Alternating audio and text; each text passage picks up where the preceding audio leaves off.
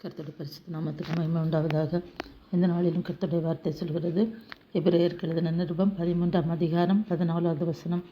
நிலையான நகரம் நமக்கு இங்கே இல்லை, வரப்போகிறதையே நாடி தேடுகிறோம். நிலையான நகரம், நாம் இந்த பூமியில் நாம் வாழ்ந்து கொண்டிருக்கிறோம். இந்த உலக வாழ்க்கை நமக்கு நிரந்தரம் அல்ல. இதிலும் மேன்மையான ஒரு வாழ்வு நமக்கென்று காத்து கொண்டிருக்கிறது. இங்கே எபிரேயர் 11ஆம் அதிகாரத்திலே நாம் 11வது வசனத்திலிருந்து பார்க்கும்போது அங்கே ஆபிரகாம் சாராளை குறித்து சொல்லப்பட்டிருக்கிறது. அவர்கள் சொல்கிறார்கள், வாக்குத்தத்தம் பண்ணினவர் உண்மை உள்ளவர் என்று அவர்கள் விசுவாசித்து அந்த விசுவாசத்தினாலே கற்பந்தரித்து ஈசாக்கை பெற்றெடுத்தார்கள் என்று பார்க்கிறோம். அப்பொழுது அவர்கள் அந்த பூமியிலே அந்நியரும் பரதேசிகளும் என்று அங்கே அறிக்கையிடுகிறார்கள். அந்நியரும் பரதேசியும், இந்த உலக வாழ்க்கை நமக்கு நிரந்தரம் அல்ல என்று அவர்கள் அறிந்திருக்கிறார்கள்.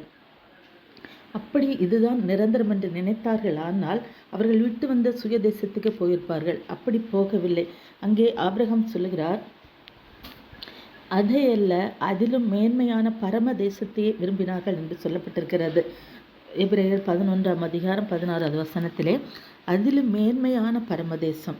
இந்த உலக வாழ்க்கை நமக்கு நிரந்தரம் அல்ல, அதிலும் மேன்மையான ஒரு வாழ்க்கை நமக்கு இருக்கிறது. அதுதான் அந்த பரலோக ராஜ்யம். அந்த பரலோக ராஜ்யத்தின் ஆசீர்வாதத்தை நாம் சுதந்திரித்துக் கொள்வதற்கு நாம் என்ன செய்ய வேண்டும்? அவருடைய பிள்ளைகளாய் அவருடைய கற்பனைகளை கைக்கொண்டு அவருக்கு பயந்து நாம் நடக்கும்போது அந்த நிலையான நகரம், அதாவது நித்திய ஜீவன் நமக்கு அங்கே பெற்றுக்கொள்ள முடியும். நமக்காக பரலோக ராஜ்யம் காத்து கொண்டிருக்கிறது. அதை சுதந்திரித்துக் கொள்வதற்கு நாம் ஒரு தாகத்தோடு, ஒரு ஆத்ம பாரத்தோடு நாம் அந்த நகரத்துக்காக நாம் காத்திருக்க வேண்டும்.